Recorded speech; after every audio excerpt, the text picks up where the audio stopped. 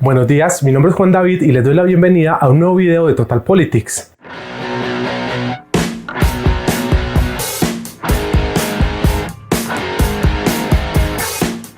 El día de hoy vamos a hablar de algo que ha dado mucho de qué hablar en los últimos meses, luego de que personajes de la talla de Justin Trudeau, el príncipe de Gales, y Klaus Schwab, fundador y presidente del Foro Económico Mundial, argumentaran que el contexto actual de pandemia es el escenario perfecto para que se produzca un gran reinicio del sistema económico y de la sociedad mundial. En sus palabras, la pandemia representa una oportunidad inusual y reducida para reflexionar, reimaginar y reiniciar nuestro mundo y forjar un futuro más sano, más equitativo y más próspero.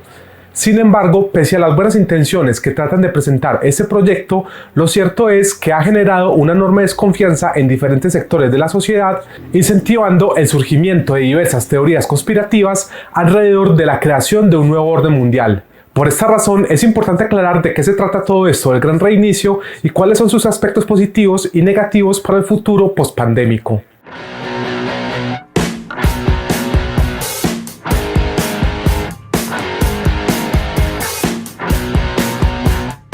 El día 3 de junio de 2020, en un momento donde el número de muertos por COVID-19 estaba en torno a 50.000 personas en Reino Unido y se estaban implementando medidas para frenar la economía e intensificar la cuarentena con el fin de frenar la expansión del coronavirus, fue publicado en la cuenta de YouTube de la familia real un video sobre una nueva campaña de sostenibilidad a cargo de la Iniciativa de Mercados Sostenibles del Príncipe de Gales, en conjunto con el FMI, el Foro Económico Mundial y la ONU, la cual fue llamada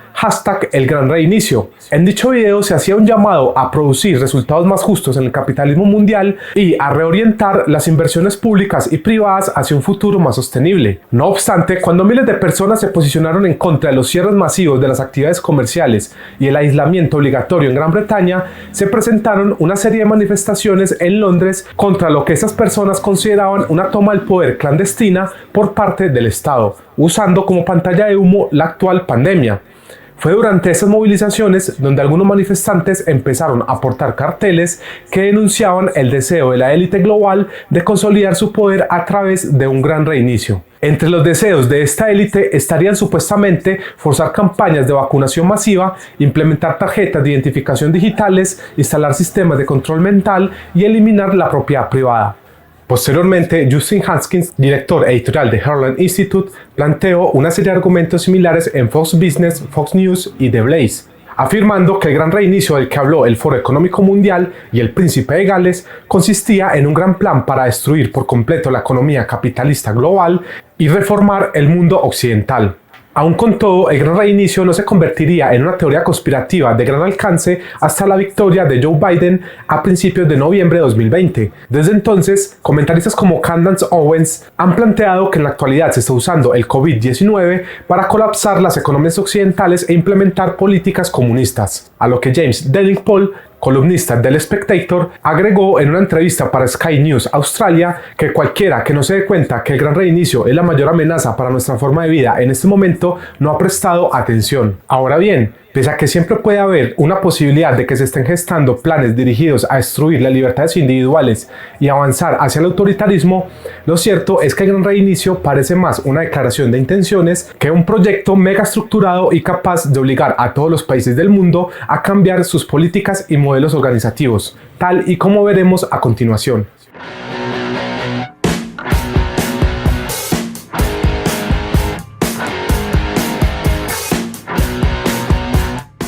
Más allá de las teorías conspirativas que se han generado en torno a la iniciativa del gran reinicio del Foro Económico Mundial, existen un conjunto de preceptos a veces un poco difusos acerca de cómo debería organizarse la sociedad y la economía luego de la pandemia. Así, el Gran Reinicio es definido como un proyecto que busca ofrecer ideas para ayudar en su tarea a todos aquellos encargados de diseñar el estado futuro de las relaciones mundiales, la dirección de las economías nacionales, las prioridades de las sociedades, los modelos empresariales y la gestión del patrimonio común mundial. Para ello, desde el Fondo Económico Mundial se estipulan algunos cambios básicos necesarios frente a lo que antes de la pandemia concebíamos como una normalidad económica. En primer lugar, se postula que debe haber un cambio de actitud entendido como la aceptación de que la desigualdad es una opción de carácter político, la cual surge de una concepción errónea de la función y capacidades del mercado y no es el resultado inevitable del desarrollo de la tecnología y el avance de la globalización. Esto implicaría orientar el mercado hacia unos resultados más justos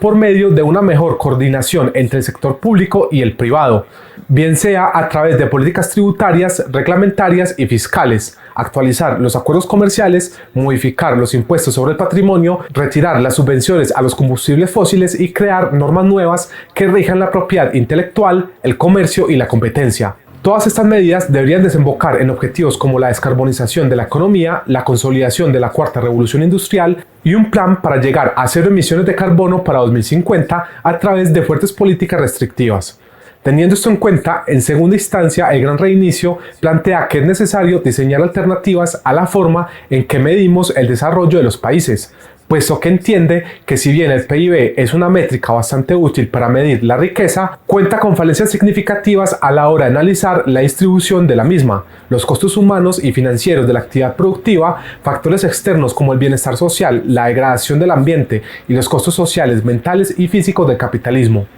Algunas alternativas serían los índices de desarrollo humano y social de la ONU, las métricas de bienestar, el índice de progreso real, el índice de planeta feliz y las iniciativas de utilizar la felicidad nacional bruta.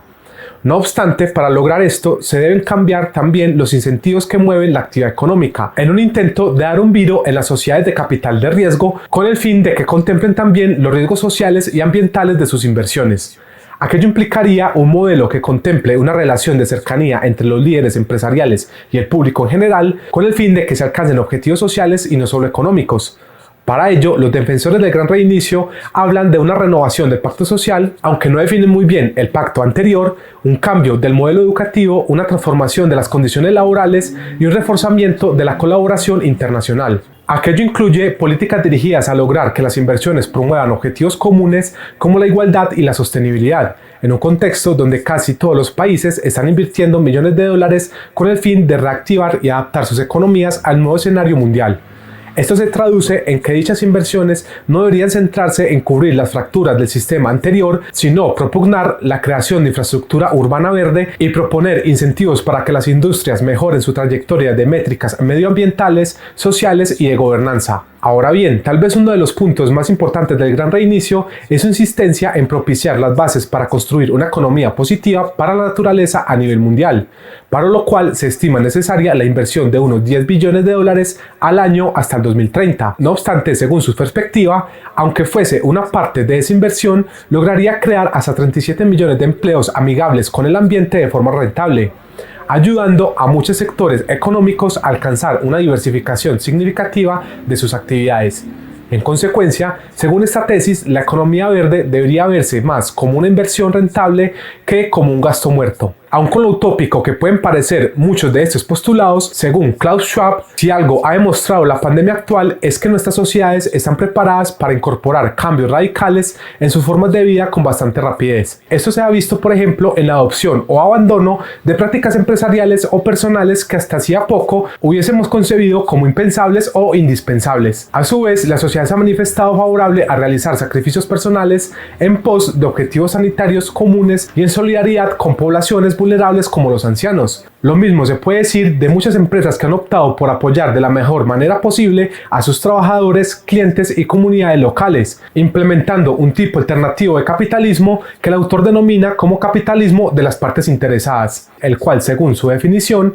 entiende que las empresas pueden seguir pagando dinero en privado para sus accionistas y ejecutivos y al mismo tiempo mantener un frente público con altos grados de sensibilidad social y altruismo ejemplar. Aun con todo, tal vez uno de los problemas más remarcables de este proyecto es su necesidad de establecer gobiernos más robustos y eficaces, teniendo que encontrar fórmulas adecuadas para no convertirse en una justificación ideológica para la creación de estados cada vez más grandes e intrusivos. La cuestión sería entonces cómo reconciliar el objetivo primordial del capitalismo de accionistas, el cual ha sido el modelo dominante desde la década de 1970 y cuyo ascenso ha significado que millones de personas en todo el mundo prosperen, con la premisa de de que toda empresa debe tener una misión social. Para aclarar esto un poco, según el modelo de capitalismo accionista, las empresas deben buscar la mayor cantidad de ganancias para sus inversionistas en el menor tiempo posible, creando nuevos mercados y nuevos empleos en el proceso, pero también pudiendo tener efectos negativos en el ambiente y la sociedad. Por esta razón, según lo planteado por el Gran Reinicio, habría que combinar de mejor manera la tarea de las empresas de buscar ganancias para sus accionistas y objetivos a largo plazo sobre su organización y misiones en la sociedad. Todo esto sin caer en un capitalismo de Estado cuyos resultados han sido ampliamente negativos en diversos países a lo largo de la historia. La cuestión es entonces si será posible comprobar que, si bien esas decisiones pueden dañar las ganancias a corto plazo de los accionistas, más adelante pueden verse reflejadas en una maximización de los rendimientos a largo plazo debido a su implementación en unas sociedades que atesoran cada vez más los objetivos ambientales y sociales. En resumen, tal vez la discusión más importante es si las corporaciones son solo entidades con ánimo de lucro, como afirma la Escuela de Chicago o Milton Friedman, o si también son organizaciones sociales con ciertas responsabilidades y objetivos sociales.